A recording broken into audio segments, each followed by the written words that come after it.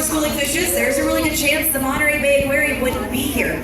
They were heavily fished in this area in the 1920s and 30s, and the room that we're standing in right now was actually part of a cannery.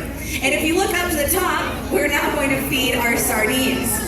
So Anne's tossing in a pellet. It's really similar to the kibble you and I would feed to our dogs and cats at home, packed with extra vitamins and minerals. After that, she'll feed out some krill, which is a very small shrimp-like crustacean that many animals on the bottom of the food chain eat. Although a few animals at the top of the food chain eat krill as well. Does anyone know what I'm talking about? Whales, yeah. Which one? It's a color and it's not gray. Oh, the blue whale, good job. Yes, so blue whales and whale sharks eat krill by the ton. Whale sharks can reach upwards of 50 or 60 feet. Blue whales up to 100 feet. And they're eating these teeny tiny little things. Now, when many people watch the sardines, one of the first questions they have for me is how do they stay in this school? How do they know who to follow around? And sardines aren't following a leader. They follow each other. So as one animal moves, the others are going to move along with it. When you're small and you fit into the mouths of the other fish in here, it pays to look big and move fast, which is a really good reminder to all the students that I have with me today. Stay in school so you don't get eaten by a tuna. Yeah, I'm telling you, it would be unfortunate. And folks, the school of sardines you're looking at right now is around 28,000 in this school, 28,000 fish in here. If you don't believe me, you can go ahead and start counting now. Give me a more accurate number, it's fine. Now, again, when you watch these animals, you might even see some of the mahi-mahi trying to find one of them. But it's incredibly difficult when they school like this. So let's just do a really quick experiment. I want you all to pick a sardine. Pick out your favorite sardine. Do you have it? Okay, you got it? I now want you to follow it for the next 6 seconds. All right, you got your sardine? Ready, go. Okay, who's still following their fish?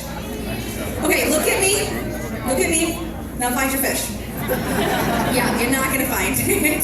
So that is, again, why this schooling behavior is so incredibly important, because it helps to prevent them from getting chomped on by some of the other animals. And to answer another very popular question that we have, do the sardines get eaten by the rest of the animals in this exhibit? It happens. Right? We've all seen The Lion King. It's called the circle of life. It does happen on occasion. The idea, though, is we try and feed everybody well enough that no one feels the need to hunt. And that way, everybody, like this beautiful pelagic gray coming in from the left-hand side of the window, can just continue to enjoy life. Now, the sharks and the rays did not get fed during this feeding, and that's for a really important reason. Sharks and rays are made out of cartilage, like what our nose or our ear is made out of. So imagine being a 300-pound tuna going even just 10 miles an hour and hitting a shark made of cartilage. Doesn't end too well for it. So they stay out of the way during this feeding, and they'll get a feeding a little bit later on in the day. Now, folks, I was telling you that the cannery that used to be here was the Sea Pride Cannery, and it was what helped to take these sardines at a rate that they really couldn't keep up with.